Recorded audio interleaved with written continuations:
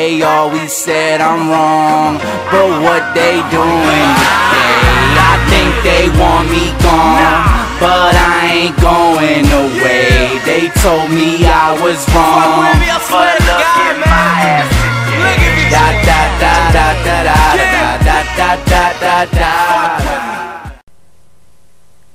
Hello everyone, what is up, buddy, on the Real Sports Talk Network? What's good on the internet? What's good in life? What's good in sports? I'm Akeem Balaam, aka LI495, welcoming all of you once again to a Week 6 NFL edition of 10 Minutes on the Clock, our weekend recap show. So let's get right into it. So the Tennessee Titans, who have been struggling for the most part this year, they're currently 2-4, or they were 1-4 going into their Thursday night matchup in Nashville at LP Field versus the Pittsburgh Steelers, whom everybody was talking about, the Steeler fans, and the fact that they travel well, and Tennessee fans aren't very they're not very enthusiastic about their team this year with the Houston Texans in that same division, and the likelihood that they're not really going to win that division. Of course, with Houston in that division, everybody was talking about all the Steeler fans really travel well. They're turning LP Field basically into the ketchup bottle, Heinz Field South, with so many Steeler fans. That's what they do. They love to travel. They travel better than perhaps any other fan base in North American sport, arguably. And what they do is that they have so many fans around the country is that they will go ahead and they will overpopulate stadiums with Steeler fans when the Steelers come to town. They travel well. They're a very popular franchise, and that's why it looked like that there were a lot of Steeler fans in the house at Nashville in Music City that Thursday night. But believe it or not, the Tennessee Titans were actually able to pull off a win in front of the home fans, their home fans that did show up for that game at LP Field, beating the Pittsburgh Steelers by a final score of 26-23. And this was actually surprising because I thought the Steelers would win this game, but it was kind of surprising because they were able to, because it was tied 23-23 late in the fourth quarter, and the Steelers, they had a chance to win. They had a chance to win behind the foot of Sean Sweetham, but the problem was that he missed his kick, which I believe was a 54-yard attempt, but the kick, it kind of went, it was short. I was watching Brad Nessler and Mike Mayock on the NFL Network's telecast. They were talking about, it was a 54-yard attempt. It went 53 yards because, from the looks of it, it looked good, but, it was just 1 yard or 2 yards short, and that's what turned out to be the difference as Hasselbeck and the Titans were able to march down the field for a last-minute drive. And who did convert on his kick? Rob Baronis for the Tennessee Titans, as they win by a final score of 26-23. Believe it or not, Chris Johnson for the Tennessee Titans. We love to make fun of Chris Johnson for all the stuff that he talks about. I'm going to run for 2,000 yards. I'm CJ2K, and we love to call him on Twitter all these kinds of names like I'm CJ. He's really CJ1K or CJ1.5K or CJ.5K or CJ.99999999999K. But the thing about it is, he actually had the best rushing game of anybody, and perhaps maybe that's part of his problem. Maybe that whole CJ2K stuff is so much in his head that he tries too hard perhaps to go for that 2,000-yard season, sort of like he had a couple of years ago. But he had 19 carries for 91 yards, I believe, in that game, going over his stats. Yes, 19 carries for 91 yards.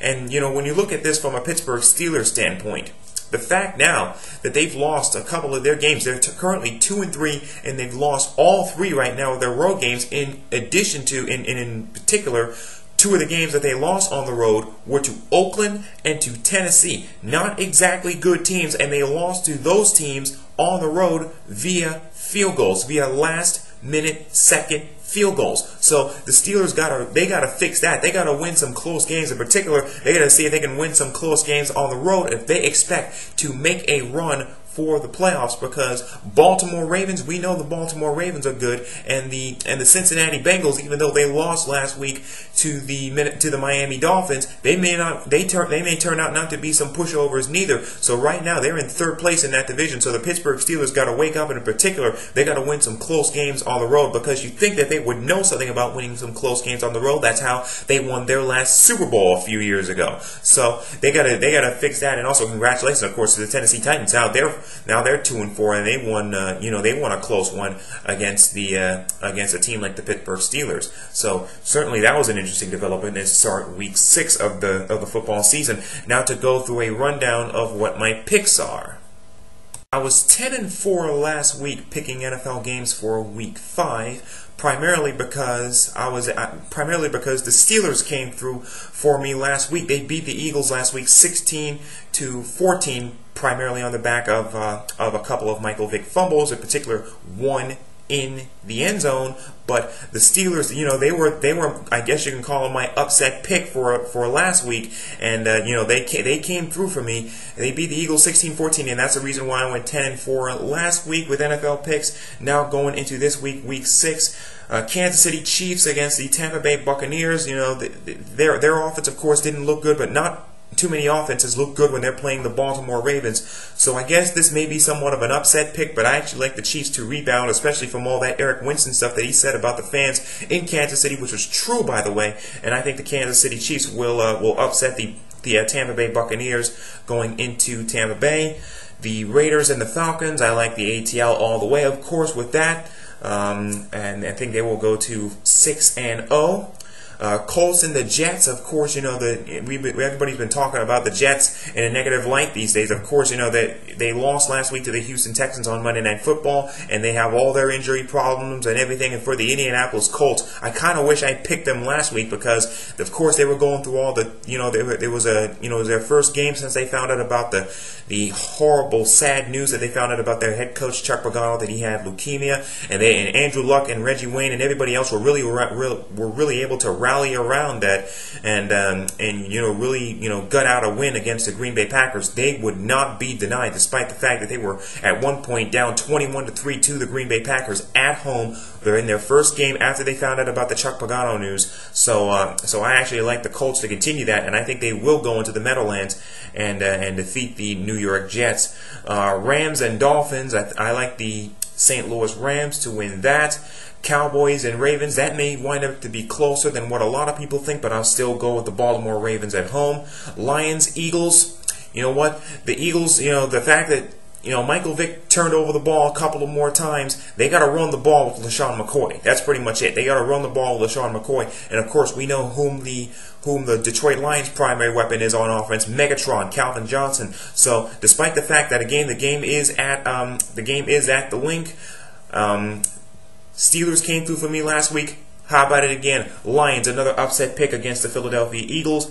Bengals, Browns, give me the Cincinnati Bengals, and that one they will extend their record. Patriots going into Seattle to play the Seattle Seahawks. Of course, a lot of buzz is being made about, I saw them talking about how their offense is going to, how the Patriots offense is going to be able to function. Of course, they got to deal with a lot of crowd noise, of course, when they go up to Seattle. But I think crowd noise is an overrated quote-unquote statistic by ESPN and those talking heads anyway. Patriots over the Seahawks. Bills and Cardinals, I like the Arizona Cardinals at home. Vikings and Redskins, I guess you can call this yet another upset pick. I like the Redskins at home over the Minnesota Vikings, despite the fact that currently they are 4-1 and in first place in the NFC North. Giants and the 49ers, that should be a pretty good game, and most likely the game of the week on Fox. And believe it or not, I actually like the New York Giants to go into San Francisco, into Candlestick, and beat the San Francisco 49ers. I guess you can call that yet another upset pick, even though the Niners offense has looked pretty stellar, embarrassing a couple of AFC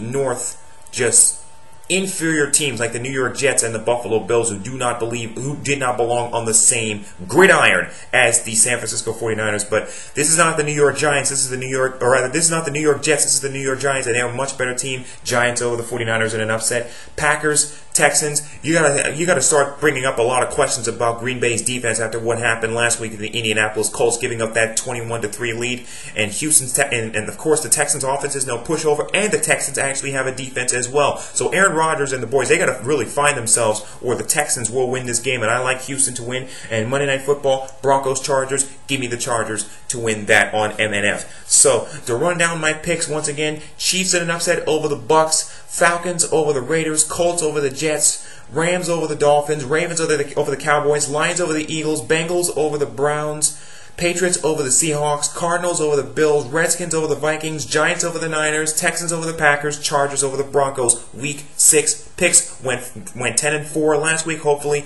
we'll have continued success this week. So rate, comment, react, reply, add, subscribe. Didn't get to MLB, even though the MLB playoffs have been absolutely crazy. What about the way that these teams have just been falling down? That Nationals collapse was absolutely stunning. But you got to give it to teams like the A's, O's, and Nats, even though they're gone now and out of the playoffs right now. Nobody expected them to be competing when the season began, and I think they'll definitely be back in 2013. So rate, comment, react, reply, add, subscribe. Look forward to reading your comments as always. I'm just one guy talking about nothing. What are your picks for Week 6? Once again, Real Sports Talk, 10 minutes on the clock. See you back here next week, and see you on the internet somewhere. Just a little ways around the corner from fear. Be there by next year. Where I'm going.